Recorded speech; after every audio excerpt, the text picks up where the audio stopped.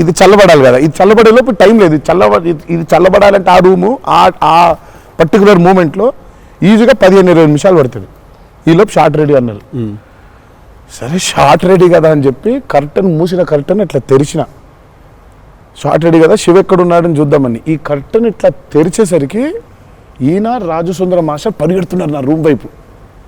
నాకు అర్థం కావట్లేదు వీళ్ళు దేనికి ఇట్లా పరిగెడుతున్నారని. అక్కడ చల్లగా ఉంది వద్దాం ఏమన్నా. వచ్చిన తర్వాత చూస్తే అప్పుడు ఆయన చెప్పాడు స్టోరీ ఏంటో. సార్ మాది వేరే, అందరం కలిసి భోజనం చేస్తాను, ఆ చెమటలతోనే ఇది అయింది, కరెంట్ లేదు, బయట కాలిపోతుంది, టెంట్లో కూడా బ్లాక్ క్లాత్ టెంట్లు అయ్యి తగులుతుంది, అసలు వేడి ఇటు నుంచి వస్తుంది, అలా ఉంది. మాదేంటి హీరో రూము, ఏసీ కట్టెలు వేసి ఉన్నాయి, లోపల జరిగే టార్చర్ ఇలాగే ఉందేమో అనుకుంటున్నారు మీరు అక్కడ. ఆ చిన్న దూరితే ఏదో అని.